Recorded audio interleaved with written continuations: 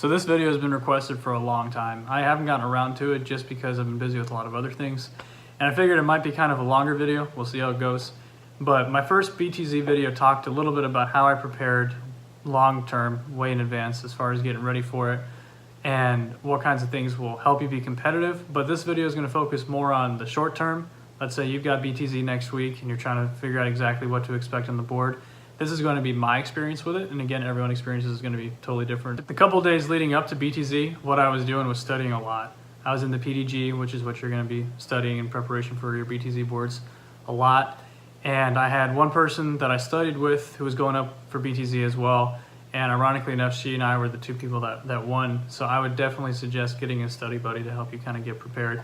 And even if you don't get any of the questions right, at least studying builds that confidence for you before you go in, so you're not freaking out too much, because at least you know you did everything that you could do. About a day out from BTZ, I figured at that point, what if I didn't know it already, I probably really wasn't going to be able to memorize too much more new information.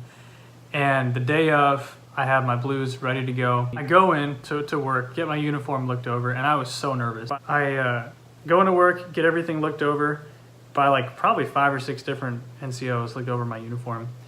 And I had 5 people on my panel, my chief and 4 master sergeants. How they did it with us is they had everyone wait outside the door to go into where the panel was. And there was no order to it. It was just whoever felt like they were ready to go next. So I definitely stalled. Like I know I could have gone in earlier, but like you second guess yourself on everything. Like what if I go in and forget everything? And part of what you do when you go in is a very, very regimented entry procedure. And there's YouTube videos on it, so I won't go into too much detail about it. But when you enter, you're gonna knock once, they're gonna acknowledge you to enter, open the door, and this is where it gets kind of weird. You don't turn around when you close the door. So you come in at attention already, and my question was, where do I look when I come in, right? If I'm at attention, like I can't really turn and look at the because the board was to my right. So what I did, and this is just what I did, don't take my word for it, but what I did is I stared straight ahead when I came in. And so I came in, kept staring straight ahead, and you close the door behind you and try to make it as graceful as you can. And there was a chair a little bit about to my 2 o'clock, and then the board table is probably to my 4 o'clock. And again, when you come in front of your chair, you have to sit down without looking behind you. So it's like a freaking guessing game. Like I kept having these thoughts of like, what if you missed the chair? And you might as well just walk out, shake everyone's hand and be like, oh, thanks for the opportunity. So I made eye contact with my chief as I came up to the table, and he was where the camera is to me. So when I sat down, I just locked eyes with him. And I remember as I was sitting down, his eyes followed my eyes, and we never broke eye contact. And when you sit at attention, so you're sitting at the front of your seat, both hands, palms down on your thighs, and your back straight. And they tell you to keep your chest out. Obviously, you don't want to look like an idiot, but chest out, back straight, and you're maintaining eye contact with whoever's talking. And you're allowed to turn your head based on who's talking, but you cannot turn your body. So just your head. It's so freaking weird. Like I felt so uncomfortable the whole time, and you'll give an introduction about yourself. So this is how it went for me. I sat down, and Chief goes, "Good morning, Airman First Class Stellar," and they all said their names. And he was like, I think he said, you can give your introduction now or tell us about yourself, something like that. And that's where you're going to give your introduction. Some people write out their introduction, some people don't.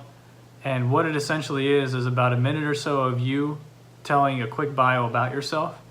But again, this is what I did, and what I was suggested to do is kind of tailored obviously to the BTZ board. They don't really care too much about what your favorite video games are, or like what your what do the kids listen to now? Kid Cudi, whatever. They don't want to hear about it. So for myself, where I was from, where I grew up, what I like to do briefly, like super brief, and then why I joined the Air Force, what my goals are in the Air Force, and that was pretty much it.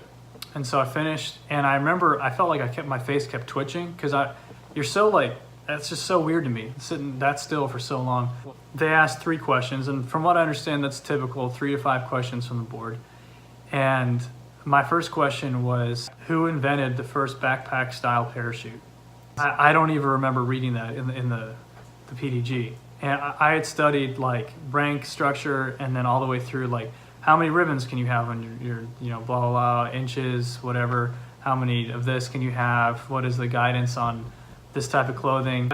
I didn't know the answer to that, and I had been briefed so many times beforehand, if you don't know the answer to a question, that the best thing for you to be able to do in that situation is to explain that you don't know the answer, but that you'll get it to them as soon as possible, and to do that in the most confident, non-awkward kind of way. So I said something like, I don't have the information to that question at this time, sir, but I'll be able to get that to you at a later time.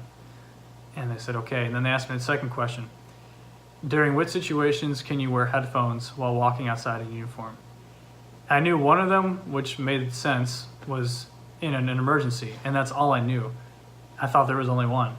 And I thought in my head I had to make a quick decision. Do I guess for the second one and kind of stammer, like, you know what I mean?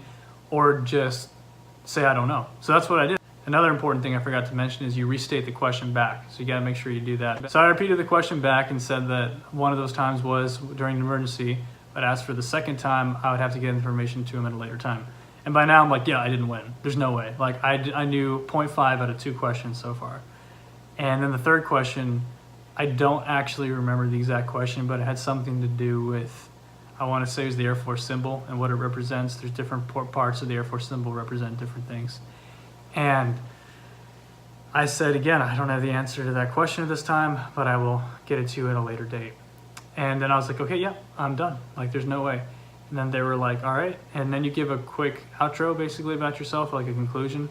They're like, is there anything you'd like to add? And so I thanked them for the opportunity to be there and for their time, and that regardless of the outcome, that I'll continue to be the best airman that I can be. And with that, you gotta do your little thing again. So you stand up. And I remember I wasn't sure if I should, like, because you don't obviously salute an NCO, but I felt like I was supposed to do something when I stood up. So I stood up and, like, again, held his eye contact as I stood up. And I just kind of gave the slightest nod like that. Don't do that. I don't know why I did that, but I like that at him, like, have a good day. You know what I mean? Again, this is not my personality to be super strict and regimenting, because I want to be like, thanks, Chief, that was freaking the most awkward thing I've ever done, but I appreciate your time. So that's basically what I expressed in my quick nod. And did a 45-degree right face and went out the door. That was it. So at that time, you have, again, this is our experience and from what I've heard from most people, you have the opportunity to go back in and re-attack any questions that you missed after everybody else is gone. So I'm grabbing my PDG right away and looking for the right answer to the questions that I missed. And so I found the answers. Don't even remember what they are, but I found them. A few people went in before me to re-attack after everyone else went, and then I went in. And it's a lot less formal. Still formal, but a lot less formal. So I came in and stood at parade rest in front of everybody. And I, one by one, went down the line of whoever had asked that question. So Master Sergeant so-and-so, in regards to your question as to who invented the first backpipe style parachute, that would be, you know, answered all 3 questions, and then I left. About 2 weeks later, I got a phone call, and that's when I found out I'd won. And down the road, I asked one of the sergeants what I did well, what I could have done better. And he explained that a huge aspect that they were looking for was, were people willing to come back in and answer the questions that they missed. So if you don't know the answer to a question, that does not mean you're not going to win BTZ. And again, I said this before in the other video. Hopefully I don't come across as, you know, I won, so this is what you need to do. This is just what worked for me. I'm so humbled and so grateful still that that happened. And if you don't win, it's really not the end of the world either. Everyone that is with me that didn't win is testing for staff at the same time I am. If anything, it just kind of helped me learn more about how to maintain bearing and how to study well for Air Force type situations like that. Those are the biggest takeaways I had. Overall, definitely study and do mock BTZ boards. That's what my leadership did with me a lot, like to the point that I got tired of them. But honestly, it was really helpful. Definitely really helpful doing those mock boards. And your intro can definitely help you as well, so make sure you work on that. If you don't know the answer to a question, just own it. Don't try to fake it. Unless you're really good at faking, I guess maybe you could, but I wouldn't suggest it. That's just me. So let me know if you have any more questions. I hope that helps. So if you need any more information or have any more questions, definitely, I usually respond to a comment within a few hours. Let me know, and if you'd like me to have a separate video on this, again, follows more of a specific question, let me know. Thanks a lot, and don't forget to subscribe. Let me know if you have any other material you'd like to see. Thanks.